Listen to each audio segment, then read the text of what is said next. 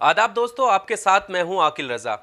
बीते दिनों फरवरी के महीने में दिल्ली में सांप्रदायिक हिंसा हुई थी, जिसमें 50 से ज़्यादा लोगों की मौत हो गई थी।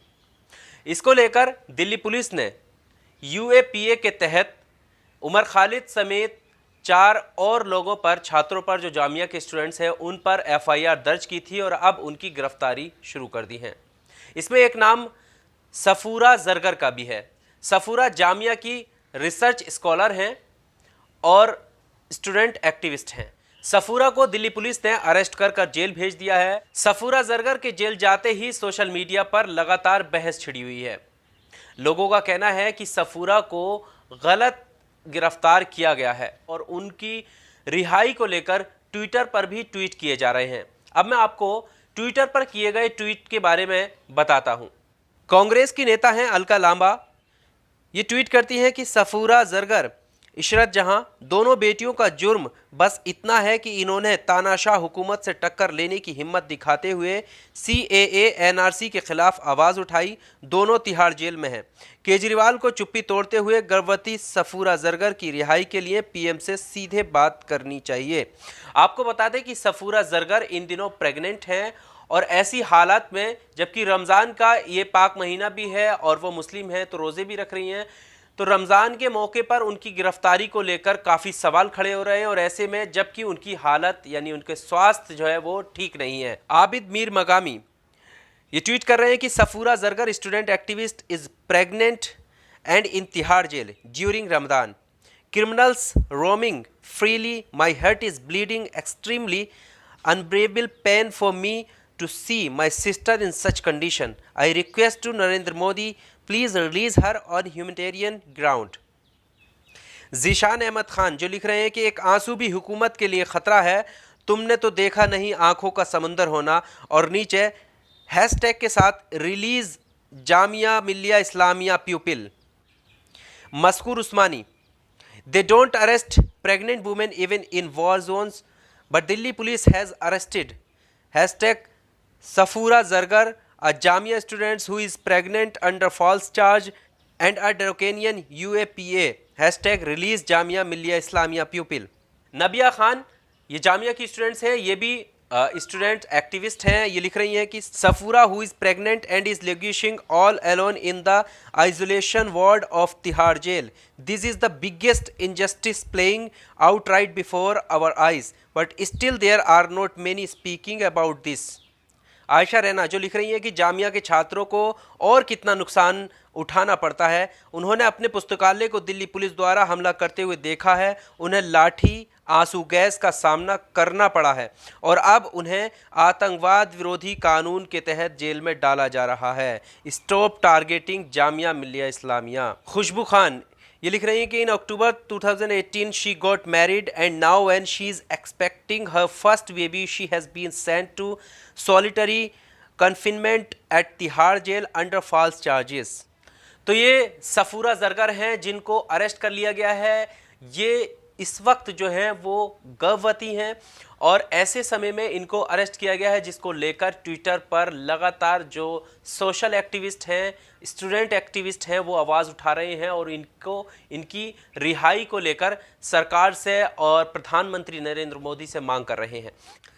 तो दिल्ली में हुई हिंसा को लेकर इन लोगों को गिरफ्तार किया गया है, सफूरा जरगर को गिरफ्तार किया गया है। लेकिन वो तीन चेहरे जो आपकी स्क्रीन पर ये रहे, इन तीन चेहरों को अब तक कुछ क्यों नहीं हुआ? किस वजह से इन पर कोई भी कार्रवाई नहीं हुई? क्या ये ऑफ द रिकॉर्ड कुछ बोल रहे थे? इन्होंने पॉलिटिकल पार्टीज में रहकर मंच से नफरती स्लोगन्स लगाए थे, गोली मारने का उकसावा दिया था और खुद जाकर के कपिल मिश्रा, अनुराग ठाकुर और प्रवेश सिंह, इन तीनों ने पूरे इलेक्शन के दौरान लगातार नफरती भाषण दिए थे। जब दिल्ली में हिंसा हो रही थी, उस दौरान जब प्रोटेस्ट हो रहा था, उस दौरान जाकर के कपिल मिश्रा जाकर के ये धमकी देते हैं कि हम खुद देख लेंगे, आपकी ज़रूरत भी नहीं पड़ेगी। इस तरीके के उकसावे वाले स्टेटमेंट सामने आते हैं और दिल्ली पुलिस भी वहाँ पर खड़ी होती है, लेकिन उसके बावजूद भी उन पर कोई कार्रवाई अब तक नहीं होती है और बाकी जामिया स्टूडेंट्स के ऊपर कार्रवाई होती है। दिल्ली पुलिस का ये रवैया है। जो पत्रकार पुलिस के रवैये को, जैसे अभी महाराष्ट्र में अर्नब गोस्वामी के साथ 8 या 10 घंटे की पूछताछ जब हुई है, जब वो गंभीर आरोप लगाए थे, उसको लेकर पूछताछ हुई है कि सोनिया गांधी का हाथ है साधुओं की लिंचिंग में, तो उसको लेकर महाराष्ट्र पुलिस ने पूछताछ की थी। उसमें पत्रकारों को लगता था कि ये घर तक आ सकते हैं आपके। रोहित सरदाना ने इस पर आपत्ति जताई थी। खुद महिला पत्रकार अंजना ओम कश्यप को भी इस पर आपत्ति हुई थी।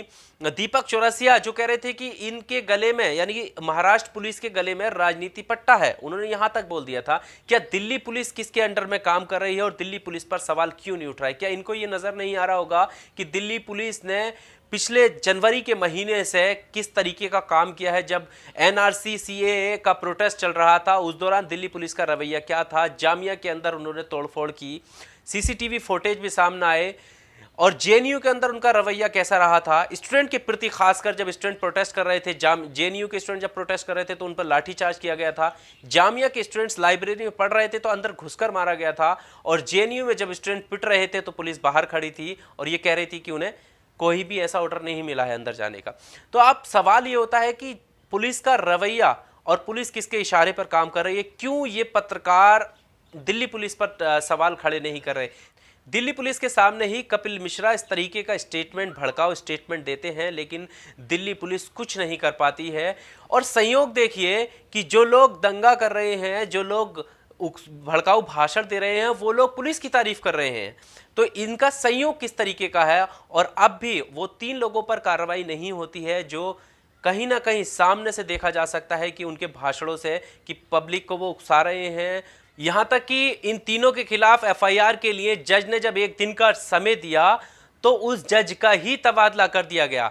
तो क्या इसको क्या समझा जाए? आखिर ये जो पत्रकार, जो हम लोकतंत्र का चौथा स्तंभ कहते हैं, अगर ये अपनी जगह सही होता तो ये स्थिति हमारे देश की नहीं होती। ये कड़वा सच है। आप देख सकते हैं कि उस वक्त इनकी किसी की भी जबान नहीं खुली और अर्नब को लेकर इनकी जबान खुल रही है, जबकि अर्नब के शब्द क्या थे, वो किस तरीके के गंभीर आरोप एक महिला पर लगा रहे थे कि उसकी पूरी साजिश उस लिंचिंग में लगती है। फिलहाल सफूरा जरगर जेल में है और उनकी रिहाई को लेकर सोशल मीडिया पर लगातार अपील सरकार से की जा रही है कि उनकी रिहाई हो जाए।